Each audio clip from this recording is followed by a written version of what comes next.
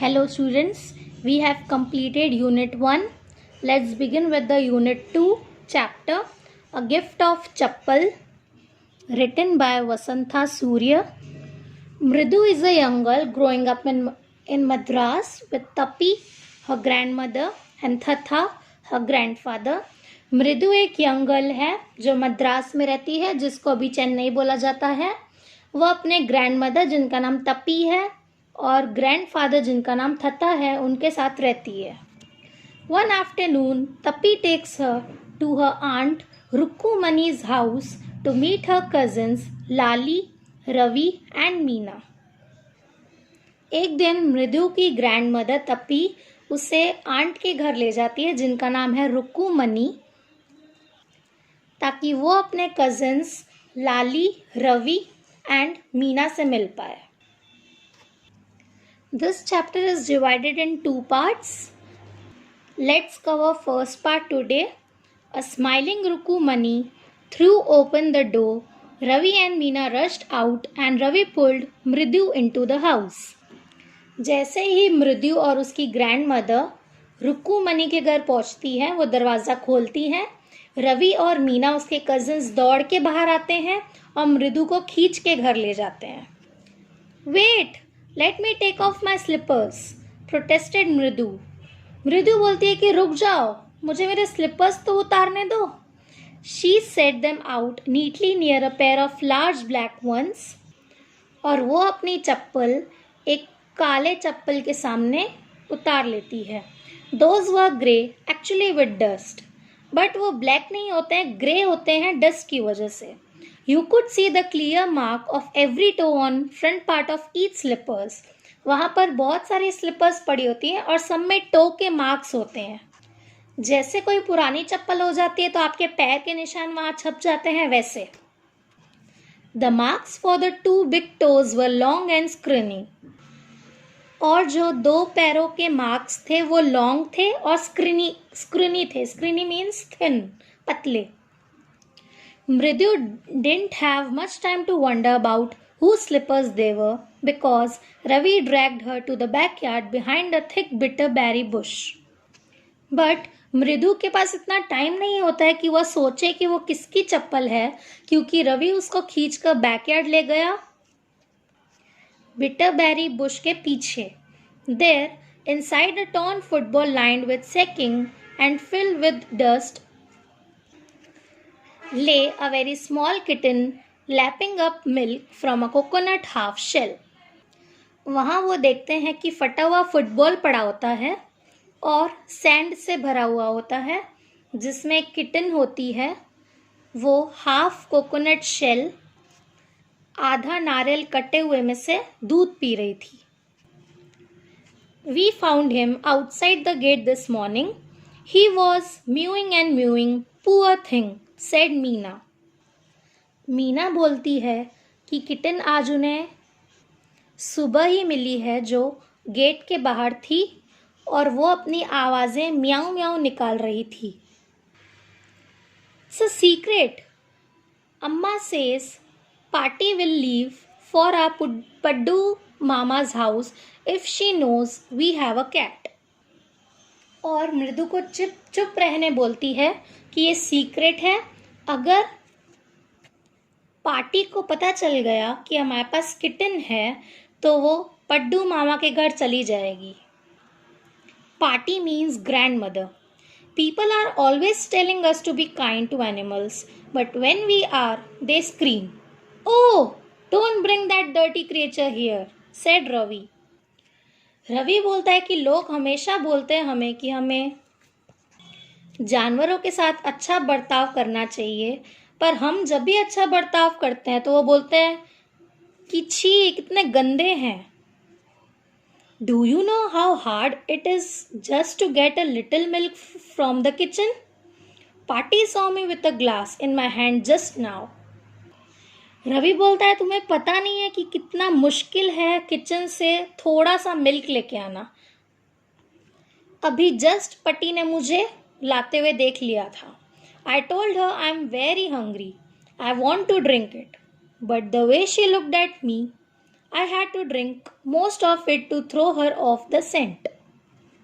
मैंने उन्हें बोला भी मैं बहुत भूखा हूँ, मुझे ये पीना है, पर वो मुझे शक की नज़रों से देख रही थी, तो मुझे उनके सामने पीना पड़ा ताकि उन्हें यकीन हो जाए कि वो दूध मेरे लिए ही है. Then she wanted the tumbler back. फिर वो चाहती थी कि मैं अपना खाली ग्लास भी उन्हें दे दूं. पट्टी पट्टी, I'll wash it myself. Why should I put you to trouble? I told her. पर मैंने उन्हें बोला, आप क्यों चिंता कर रही हो, मैं खुद कर लूंगा. I had to run and pour the milk into this coconut shell and then run back and wash the tumbler and put it back before she got really suspicious. तो मैं दौड़ कर आया, पूरे ग्लास में जितना भी मिल्क बचा था उसको मैंने कोकोनट शेल में ट्रांसफ़र किया.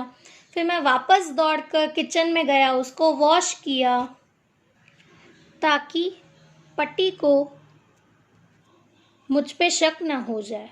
Now we have to think of some other way to feed Mahendran. अब हमें कुछ और तरीका सोचना पड़ेगा ताकि हम महेंद्रन को खिला पिला सकें. Mahendran? This little kitty's name is Mahendran. Mridu was impressed.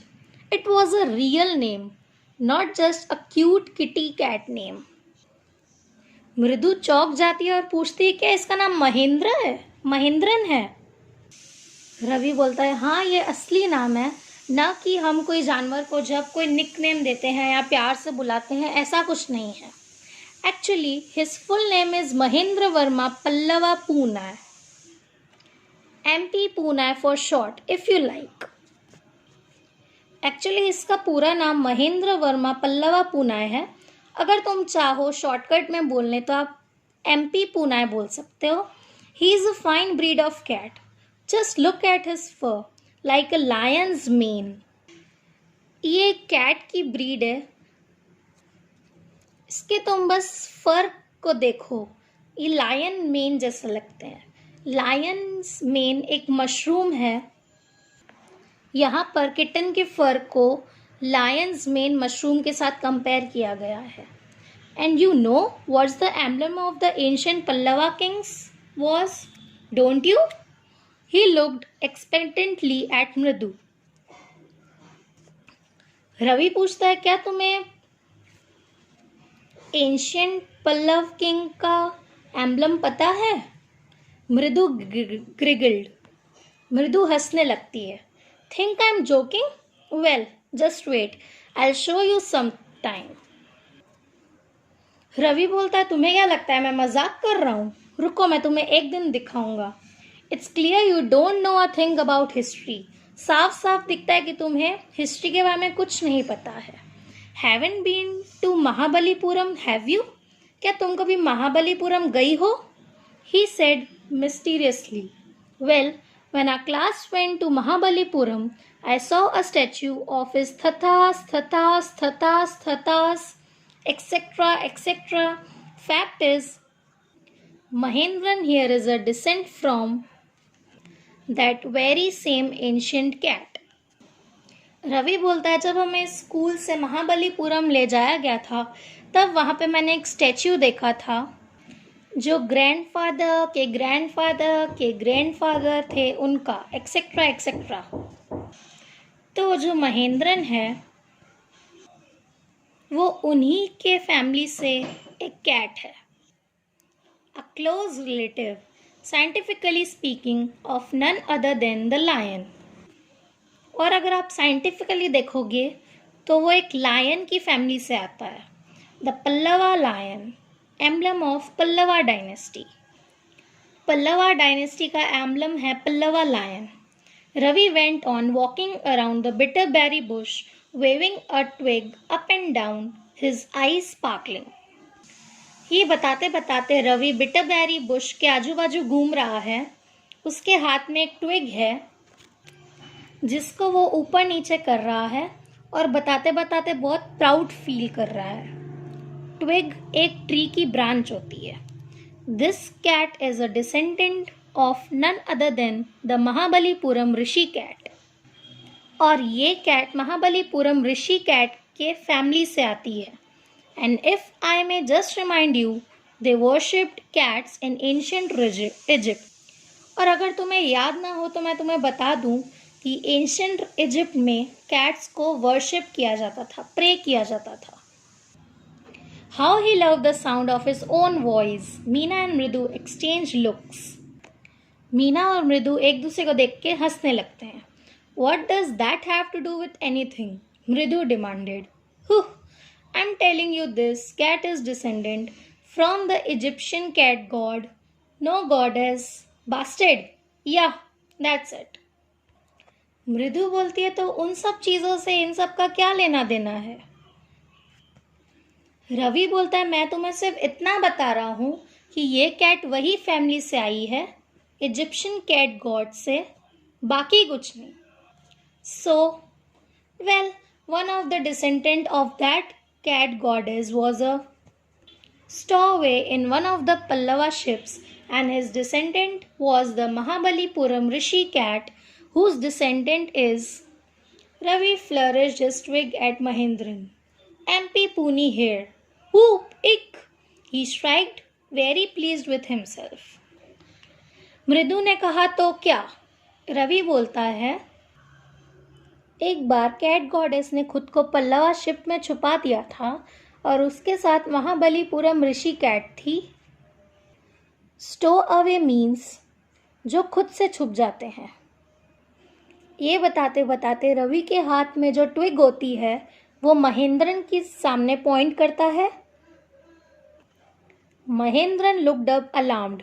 He had just been sharpening his claws on the edge of the coconut shell. Point out करने की वजह से महेंद्र ऊपर देखता है जो अपने क्लॉस को कोकोनट शेल में शार्प कर रहा था। But was then Ravi's awful whoop eek was a screech from the window. बट रवि की अजीब साउंड वूप ईक के बदले एक दूसरी खराब साउंड आ रही थी क्रीच विंडो में से। What a weird sound! If Mridu was startled, MP Pune was frightened out of its wits. ये कैसी अजीब आवाज आ रही है? अगर मृदु डर सकती है तो MP पुनी तो और ज्यादा डर गया होगा। Hair standing on end, he bounced up and scurried towards a bamboo tray of red chilies that had been set out to dry. MP पुनाय के बाल खड़े हो जाते हैं और वो जंप करके बैम्बू ट्रे में चला जाता है जहाँ पे रेड चिलीज पड़ी थी सूखने के लिए। Trying to hide beneath it, he tipped a few chilies over himself. Meow! He howled miserably. और अपने आप को छुपाने के लिए वो अपने ऊपर और चिलीज डाल देता है और आवाजें निकालने लगता है। The screeching went on and on. What's that noise? said मृदु. वो आवाज स्क्रीचिंग चलती ही जा रही है। मृदु पूछते ये आवाज कहाँ से आ रही है? That's Lali learning to play the violin, grunted Ravi. Ravi बताता है ये लाली के वायलिन की आवाज है जो सीख रही है। She'll never learn a thing. The music master just goes on playing like a train whistling on and on while Lali is all the time drilling, going completely off track. Ravi बोलता है लाली तो कभी कुछ सीख ही नहीं सकती क्योंकि जो उसका मास्टर है वो वायलिन बजाता रहता है जैसे ट्रेन विसल करती रहती है, बट लाली हमेशा ही पीछे रहती है और ऑफ ट्रैक रहती है। Here we complete our first part. Moving on to question and answer, which you need to write in your notebooks. Question 1. What is the secret that Meena shares with Mridu in the backyard? Answer. Meena shares the secret of the kitten that they had found in front of their house. Question 2. How does Ravi get milk from the kitten? Answer. Ravi gets milk from the kitchen saying that he is feeling hungry. He starts drinking milk and takes his tumbler to the backyard where he empties it in the coconut shell. Question number 3. Who does he say the kitten's ancestors are? Do you believe him? Answer. Ravi says that the kitten's ancestors are the ancient Pallava kings of the Mahabalipuram Rishi cat. No, I don't believe. He sounds comical. Question number 4. Choose the correct answer. Ravi has a lot to say about MP Pune. This shows that options are: first, he is merely trying to impress Mridu. Second, his knowledge of history is sound. Third, he has a rich imagination. Fourth, he is an intelligent child. Which of these statements do you agree or disagree to? Answer. Second, his knowledge of history is sound. Question number 5. What was the noise that startled Mridu and frightened Mahindra? Answer. The sound was coming out of Lali's violin that startled Mridu and frightened Mahindra.